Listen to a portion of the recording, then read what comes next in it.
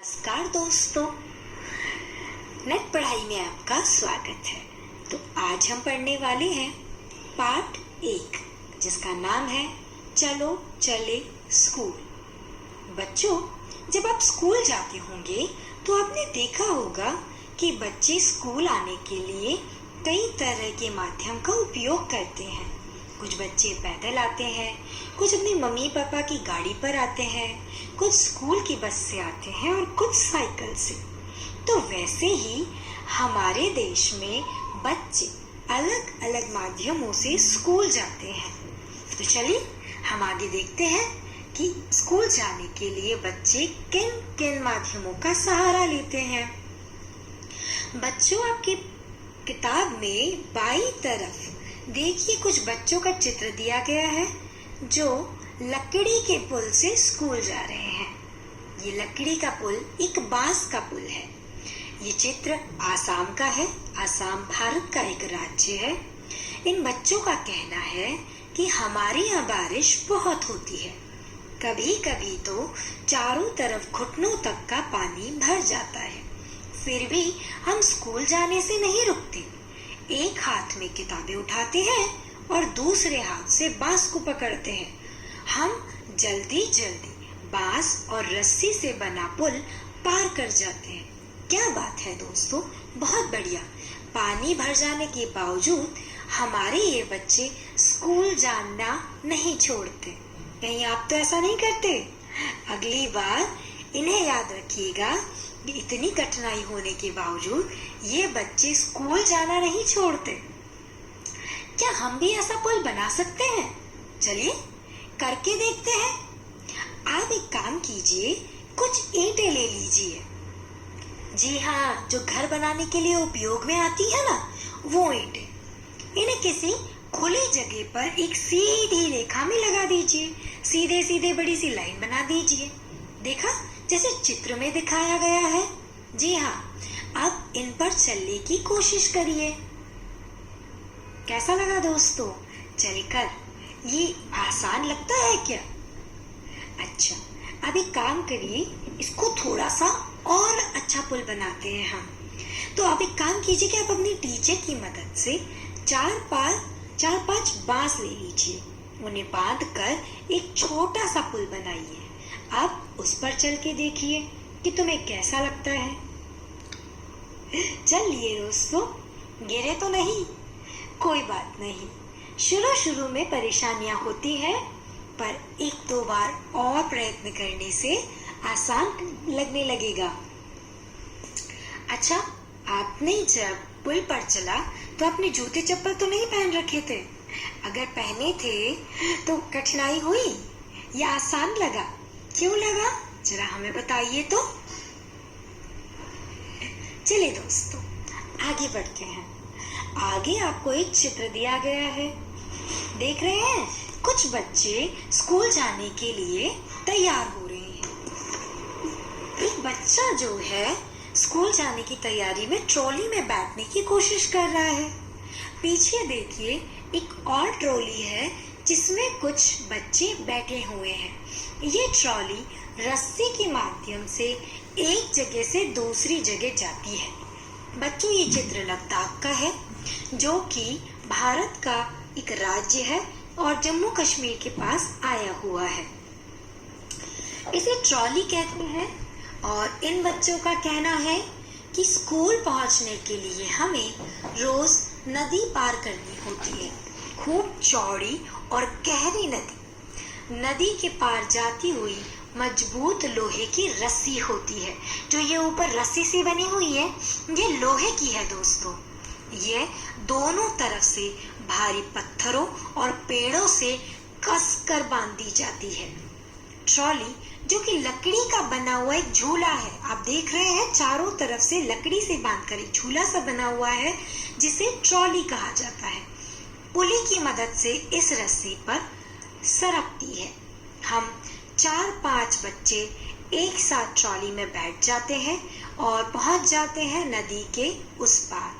बच्चों, ये एक पार से दूसरी पार बैठकर स्कूल जाते हैं। बाप रे, ये तो बहुत प्रयत्न करते हैं स्कूल जाने के लिए। चलिए हम भी इनकी तरह कुछ एक प्रयत्न करके देखते हैं। नीचे देखिए, एक बच्चे का चित्र है जो घड़े में से कुएं में से घड़े में पानी निकाल रहा है। देख रहे हैं, बच्चे कुएं से बाल्टी खींच रहा है। क्या दोनों चित्रों में आप अंतर बता सकते हैं कि वो पानी किन अलग अलग तरीकों से खींच रहा है? देखिए, पहले चित्र में बच्चा सीधा रस्सी पकड़ के पानी को ऊपर खींचकर घड़े में निकाल रहा है, और दूसरे में उसने एक घिरनी लगाई हुई है। घिरनी एक गोलाकार पत्थर से बनी होती है जिसके आजू बाजू यानी कि आसपास रस्सी को कसकर ऊपर बिठाया जाता है और रस्सी खींची जाती है। रस्सी के खींचते ही घिरनी अपने आप घूमने लगती है और रस्सी को खींचना थोड़ा सा आसान हो जाता है। तो ये बताइए कि आपने अपने आसपास कहाँ-कहाँ पुली का प्रयोग होते देखा है, और उसकी एक सूची बनाइए, अपनी कॉपी में लिखिए और हमें बताइए। जैसे कि हमने दूसरे वाले चित्र में देखा, तुम भी चरखी या खाली धागे की रील से पुली बनाकर कुछ सामान उठाने की कोशिश कर सकते हो। देखिए, एक बच्ची खटिया के दोनों पायों पर रस्सी को बांधकर घेरनी और पुली के जरिए एक सामान उठाने की कोशिश कर रही है। आप भी अपने घर में लगी हुई किसी भी पाइप या रॉड के इर्द गिर्द रस्सी से घिरनी बनाकर और पुली बनाकर एक तरफ सामान को लटका कर देखिए कि सामान को कितनी आसानी से खींचा जा सकता है।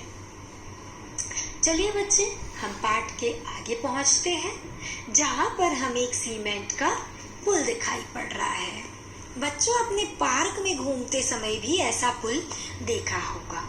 इसके अलावा छोटे छोटे गांवों में जहां से नहर और कैनाल या फिर नदी, जो पतली सी नदी निकलती है, वहां पर एक रास्ते से दूसरे रास्ते जाने के लिए इस तरह का छोटा सा पुल बनाया जाता है।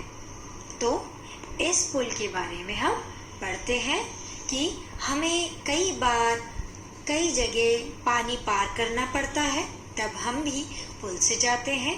ये सीमेंट, ईंटों और लोहे के सरियों से बने होते हैं और पुल पर चढ़ने और उतरने के लिए सीढ़ियां भी लगी होती होगी।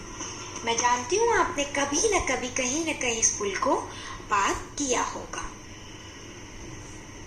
तो आप ये बताइए कि ये पुल बांस के बने हुए पुल से किस तरह से अलग है? सोचिए, बांस के पुल और इस पुल में क्या अंतर लग रहा है? अब आप अंदाज लगाइए कि इस पुल को एक समय में कितने लोग पार कर सकते हैं। ये पुल कितने लोगों का वजन ढो सकता है। अभी आपने देखा कि किस तरह से बच्चे अलग अलग पुलों की मदद से ऊबड़ खाबड़ रास्ते और नदियों को पार करके स्कूल पहुंचते हैं। अगर तुम्हें मौका मिले बच्चों, तो तुम कौन से पुल से जाना चाहोगे और क्यों? आपने उसी पुल का चयन क्यों किया? अच्छा, आप ये बताइए कि जब आप स्कूल जाते हैं तो क्या आप भी किसी पुल को पार करते हैं?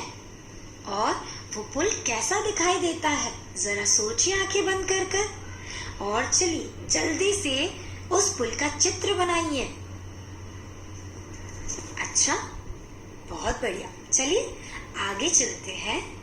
आपके घर में दादा दादी या कोई भी बड़ा है, जैसे कि मम्मी पापा या आस पड़ोस में कोई बड़े हैं, तो उनसे पता करिए कि उनके बचपन के समय में पुल कैसे होते थे। क्या उन्होंने भी कोई पुल बनाए हैं?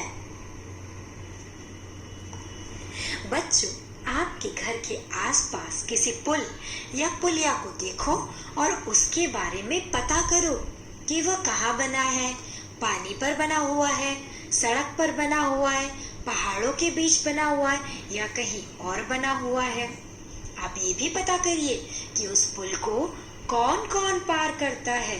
लोग ही जाते हैं वहाँ, जानवर जाते हैं या गाड़ियां भी जाती है? आपका ये पुल पुराना सा लगता है या नया सा लगता है? हाँ, ये भी पता करिएगा कि आपका ये पुल किन किन चीजों से बना है और उनकी एक सूची बनाओ और किताब में लिखकर हमें बताओ। अच्छा दोस्तों, आपको चित्र बनाना तो बहुत पसंद होगा, तो चलिए आपके इस पुल का चित्र बनाइए। पुल पर चलती ट्रेन, गाड़ियां, जानवर और चलते हुए लोग दिखाना मत भूलिएगा दोस्तों। अच्छा दोस्तों, पुल के बारे में तो हमने बात करी। आप ये भी बताइए कि अगर पुल नहीं होता तो आपको क्या क्या परेशानियां होती? आप उस पुल के बिना क्या क्या करते? चलिए दोस्तों, ये तो कुछ सवाल हुए। अब पाठ की तरफ आगे बढ़ते हैं, पर आगे बढ़ने से पहले पूछे गए इन सवालों का जवाब देना मत भूलिएगा। दोस्तों, आप नीचे एक चित्र देख रहे हैं जिसमें एक बच्चा बाहें फैलाए नाव में से उतरने की कोशिश कर रहा है।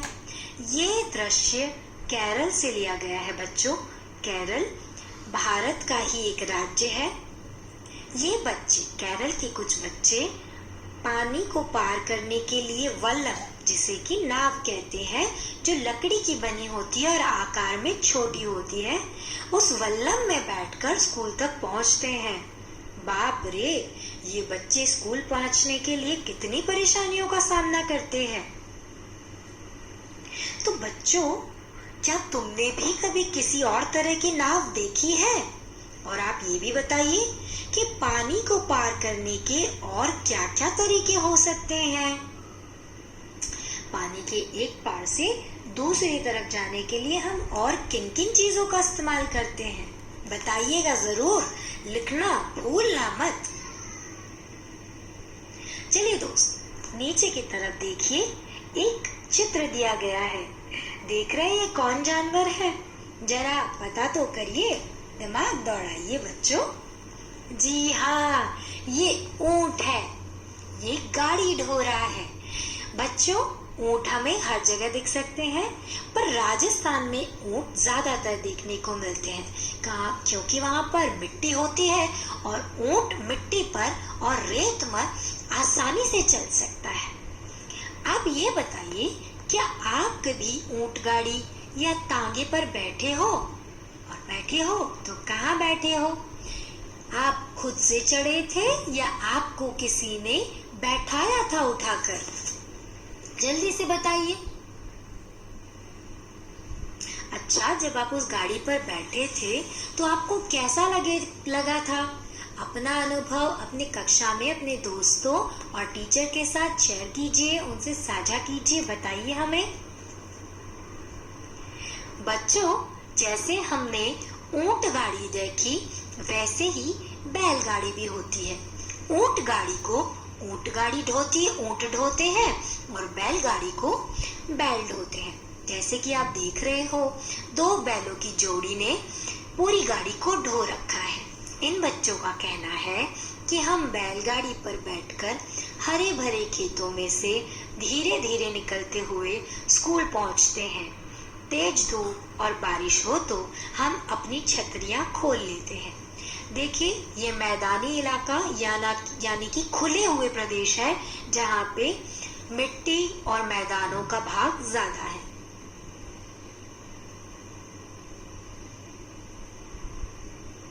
बच्चों, क्या तुम्हारे यहाँ बैलगाड़ी होती है? अपने आसपास आपने बैलगाड़ियाँ देखी हैं? और अगर देखी है तो क्या आपने उसमें छत देखी है? क्या उसमें छत होती है? अच्छा, ये भी बताइए कि बैलगाड़ी के पहिए कैसे होते हैं? बड़े, छोटे? और अपनी कॉपी में बैलगाड़ी का चित्र बनाना ना भूले दोस्तों।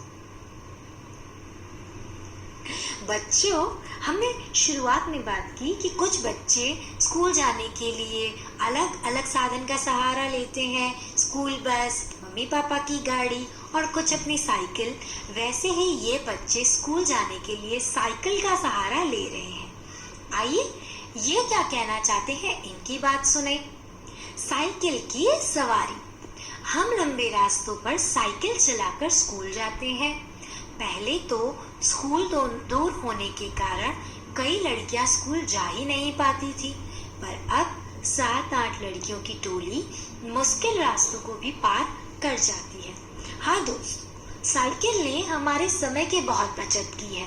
पास ही के किसी गांव में या पास ही की किसी जगह पर जाने के लिए साइकिल से हम बहुत आसानी से एक जगह से दूसरी जगह जा पाते हैं। क्या आपके स्कूल में बच्चे साइकिल से आते हैं? अगर आते हैं तो कितने बच्चे साइकिल से आते होंगे? जरा सोच के तो बताइए। क्या आपको साइकिल चलाने आती है? यदि हाँ, तो आपको वो साइकिल किसने सिखाई? आपने किससे सीखी वो साइकिल चलाना? आगे बढ़ने से पहले के जवाब देना ना भूलें। जवाब अपनी कॉपी में लिखें और अपनी टीचर से भी साझा करें। देखिए दोस्तों, नीचे एक बहुत ही अच्छी सी गाड़ी बनी हुई है। देखिए है, कितनी अलग सी लग रही है ना। ये गाड़ी को जुगाड़ का नाम दिया गया है। जी हाँ, ये 2 तरह के वाहनों से बनकर मिली है। इसे हमारे यहाँ के गांव में फटफटी भी कहते हैं, और कच्छ, जो कि गुजरात राज्य में स्थित है, वहाँ के गांवों में रेती भरे इलाकों में जाने के लिए इसका उपयोग बहुत होता है। अलग अलग गांवों में भी इसका उपयोग किया जाता है। वैसे इसका नाम जुगाड़ है। ये गाड़ी फटफट करती हुई चलती है, इसी की वजह से हमारे यहाँ इसे फटफटी भी कहती है ना शानदार। आगे से ये मोटर बाइक का हिस्सा है और पीछे से लकड़ी के फट्टों से एक तय बना दी जाती है, तना बना दिया जाता है, जिसमें करीबन 10 से 12 लोग बैठ सकते हैं। यहाँ लकड़ी के फट्टों को इस्तेमाल करके बैठने के लिए बेंच आकार भी बनाया जाता है। हाँ, गाँव में जब ज्यादा लोगों को सवारी की जरूरत होती है तो इस फटफटी पर जुगाड़ पर लटक के भी लोग जाते हैं। क्या तुम्हारे इलाके में भी इस तरह की गाड़ी होती है? तुम्हारे यहाँ इसे क्या कहते हैं? जैसे कि मैंने कहा ना, हमारे यहाँ इसे फटफटी कहते हैं। तो आपके गांव और इलाके में इस गाड़ी का क्या नाम है? तुम ऐसी गाड़ी में बैठना पसंद करोगे बच्चों? अच्छा, अगर हाँ तो क्यों? अच्छा, इसे हमने जुगाड़ का नाम दिया है, तो तुम बता सकते हो कि इस गाड़ी को जुगाड़ क्यों कहते हैं? बिल्कुल, हमने इस बारे में बात करी है। जरा ध्यान लगाइए। आपको पता है जुगाड़ क्या होता है? आपने कई सारी एडवर्टीजमेंट या फिर पिक्चरों में भी देखा होगा। जब पुराना बचा सामान, हाँ, आपके घर में भी ये चीज होती होगी कि कुछ पुराना बचा हुआ सामान जब बचता है तो हम उस पुराने सामान से कुछ नई चीज बना लेते हैं, जिससे हमें पुराने सामान को बेचना ना पड़े और नई चीज को खरीदने का खर्चा ना हो। तो हम पुरानी चीजों से ही कुछ नया बना लेते हैं, उसे हम जुगाड़ कहते हैं। सोचो, क्या कोई ऐसी जगह है जहाँ गाड़ी नहीं पहुंच सकती? है तो बताइए, ऐसी जगह कौन सी है?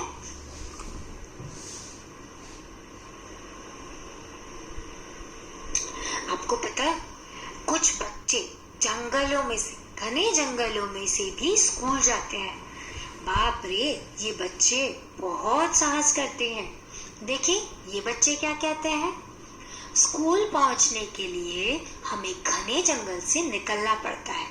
कहीं कहीं जंगल इतना घना होता है कि दिन में भी रात जैसा सन्नाटा लगता है। उस सन्नाटे में कई पक्षियों और जानवरों की आवाजें सुनाई देती है। आप मानते हैं ना कि ये बच्चे बहुत साहसी हैं और बहुत कर्मठ। क्या आप कभी इन घने जंगलों में से या ऐसी जगहों से गुजरे हो? अगर हाँ, तो कहाँ से गुजरे हो? अपने अनुभवों को कॉपी में लिखिए। क्या आप पक्षियों की आवाजें सुनते हैं? क्या आप उनकी आवाजें पहचान सकते हैं कि कौन सी आवाज किस पक्षी की है? क्या बात है, बहुत खूब। तो आप ये भी बताइए कि कितने पक्षियों की आवाज आप निकाल सकते हैं? मुझे एक आती है, मिट्ठू मिट्ठू। तोता ऐसे ही कहता है ना। अब आप निकाल के बताइए कि आपको किस और पक्षी की आवाज आती है। चलिए बच्चों, हम पाठ को आगे बढ़ाते हैं। आप देख रहे हैं कुछ बच्चे बर्फ पर चल रहे हैं। ये उत्तर की पहाड़ियां हैं जहाँ पे बर्फ गिरती है। देखिए बच्चे, ये क्या कहते हैं, चलिए सुनते हैं। देखो, हम कैसे स्कूल पहुंचते हैं। मीलों फैली बर्फ पर चलकर हम हाथ पकड़ पकड़ कर बर्फ पर पैर जमाते हुए ध्यान से चलते हैं। ताजी बर्फ में पैर धंस जाते हैं। अगर बर्फ जमी हो तो फिसल भी सकते हैं। जी हाँ बच्चों, अगर बर्फ कच्ची है, जमी नहीं है, तो वो चलते समय पैरों को नीचे तक धंस देती है। और अगर बर्फ जम चुकी है और उसकी सतह, ऊपर की सतह अगर कठोर हो जाती है तो चलते वक्त पैर फिसल जाता है। बाप रे, ये बच्चे बहुत बहुत बहुत साहस करके स्कूल जाते हैं। बच्चों, इस चित्र से आप ये बताइए, क्या तुमने इतनी ज्यादा बर्फ देखी है? अगर देखी है तो कहाँ देखी है? फिल्मों में देखी है, कार्टून में देखी है या कहीं और देखी है? बताइए तो, और जल्दी से इसका जवाब अपनी कॉपी में लिखिए। आपको पता है ऐसी और कौन सी जगह है जहाँ हमेशा बर्फ रहती है? और बर्फ रहती है तो क्यों रहती है? बताइए जल्दी।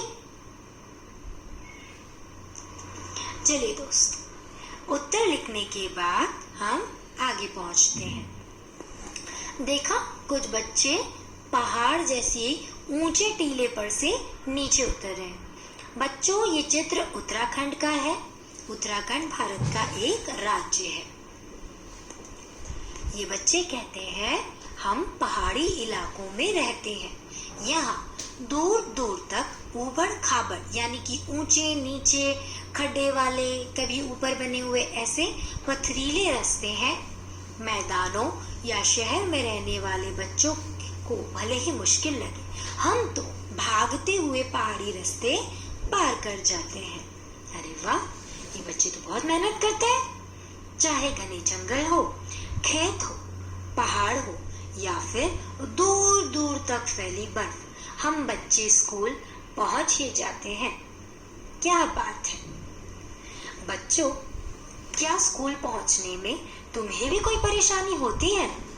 क्या आप स्कूल जाते हैं तो तुम्हें कोई परेशानी होती है स्कूल जाने में? जल्दी से अपना जवाब कॉपी में लिखिए तो। और ये भी बताइए कि तुम्हें किस महीने में स्कूल जाना सबसे अच्छा लगता है और वो क्यों?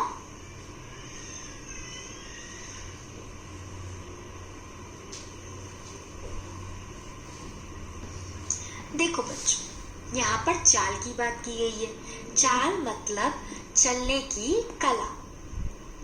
अब यहाँ पर कुछ बच्चे अलग अलग जगहों से स्कूल जा रहे हैं तो उनकी चाल के बारे में हम बात करते हैं। मैदान में या स्कूल में किसी खुली जगह पर सब बच्चे इकट्ठे हो जाओ। चलिए, अब आप सभी गोला बना लीजिए और अकेले हो तो अपने भाई बहन को भी शामिल कर लीजिए। अब नीचे दी गई स्थितियों में तुम कैसे चलोगे, चल के दिखाइए तो। अगर जमीन एकदम गुलाब की पंखुड़ियों जैसी हो तो कैसी चाल होगी, जरा चल के बताइए तो। गुलाब की पंखुड़ियों जैसी मतलब एकदम लचीली और एकदम फिसलन तरीके की।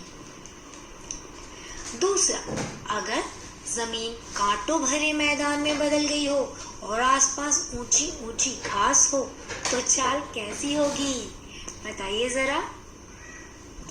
और तीसरी एक्टिविटी है, अगर जमीन ठंडी ठंडी बर्फ से ढक गई हो, ऐसे समय में क्या हर बार तुम्हारी चाल बदली? चर्चा करिए।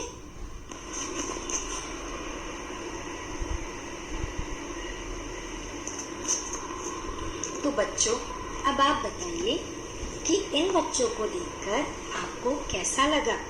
देखा बच्चों, हम कई बार स्कूल जाने के लिए तरह तरह के बहाने बनाते हैं ताकि हमें स्कूल ना जाना पड़े, पर ये बच्चे कितनी कठिनाई और परिश्रम के बाद भी स्कूल आते हैं। तो आगे से जब भी आप स्कूल जाएं, कोई बहाना ना बनाएं और अच्छे से अपनी पढ़ाई मन लगा कर करें। बाय बाय बच्चों।